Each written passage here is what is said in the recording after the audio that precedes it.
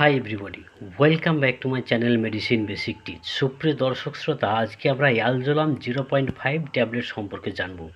এই ট্যাবলেটটি কাজ করে কিভাবে, এর ব্যবহার, মাত্রা, পার্শ্ব প্রতিক্রিয়া এবং সতর্কতার বিষয়ে বিস্তারিত জানার আগে চ্যানেলটি সাবস্ক্রাইব করে রাখুন নিয়মিত বিভিন্ন ধরনের ওষুধের ব্যবহার সম্পর্কে জানতে এবং গুরুত্বপূর্ণ মেডিকেল টিপস পেতে। তো চলুন আজকে অ্যালজোলাম 0.5 ট্যাবলেট সম্পর্কে বিস্তারিত জানি। এই অ্যালজোলাম 0.5 ট্যাবলেটটি হলো সান ফার্মাসিউটিক্যাল ইন্ডাস্ট্রিজ লিমিটেড কোম্পানির। এর বর্তমান মূল্য হলো 45 রুপিস পার টিপস। এর কম্পোজিশন হলো অ্যালপ্রাজোলাম 0.5 mg।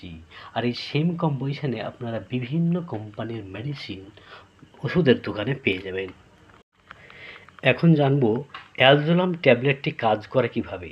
এই অ্যালজোলাম 0.5 ট্যাবলেটটি হলো একটি বেনজোডিয়াজিপাইন ক্লাস মেডিসিন।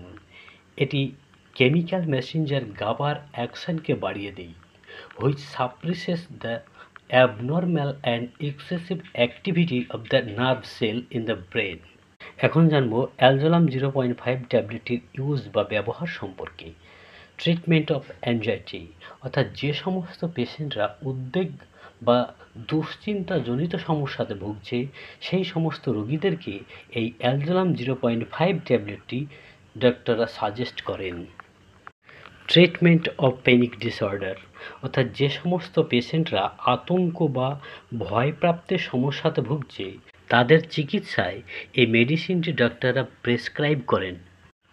এছাড়াও যে সমস্ত পেশেন্টরা বার্ধক্যজনিত কারণে বা অন্য কারণে ঘুমের সমস্যাতে ভুগছে, অর্থাৎ রাত্রে ঠিক মতো ঘুম হচ্ছে না, ফলে রোগী রেস্টলেসনেস, টায়ার্ডনেস, ডিফিকাল্টি কনসেন্ট্রেটিং এবং ইরিটেবল ফিল করছে, সেই সমস্ত পেশেন্টদের চিকিৎসায় বা তাদের সুস্থ এবং স্বাভাবিক জীবনে ফিরিয়ে আনতে এই মেডিসিনটি ডাক্তাররা সাজেস্ট করেন। এবার জানবো ডোজ বা মাত্রা সম্পর্কে। এই অ্যালজোলাম 0.5 ট্যাবলেটটি একটি করে খাবার পরে রাত্রে নেওয়ার নির্দেশ দেন ডাক্তাররা। এখন জানবো সাইড ইফেক্ট সম্পর্কে।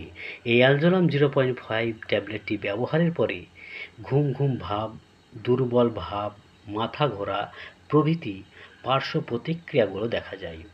আর সবশেষে জানবো প্রিকশন বা সতর্কতা সম্পর্কে। বাচ্চাদের থেকে এই ট্যাবলেটটি দূরে রাখতে হবে। অ্যালকোহল সেবনের পরে এবং কার ড্রাইভ করার আগে এই ট্যাবলেটটি ব্যবহার করা যাবে না। গর্ভবতী মহিলা এবং যে সমস্ত মহিলারা বাচ্চাকে স্তনপান করাচ্ছে তিনাদের ডাক্তারের অনুমতি ছাড়া এই ট্যাবলেটটি ব্যবহার করা যাবে না। লিভার এবং কিডনি রোগে আক্রান্ত রোগীদের এই মেডিসিনটি ব্যবহারের আগে ডাক্তারের অনুমতি নিতে হবে। তো আজকে এই পর্যন্তই। ভিডিওটি ভালো লাগলে অবশ্যই লাইক, কমেন্ট এবং শেয়ার করবেন। আর চ্যানেলটি সাবস্ক্রাইব না করে থাকলে অবশ্যই সাবস্ক্রাইব করবেন। Thank you for watching. Take care. Have a good day.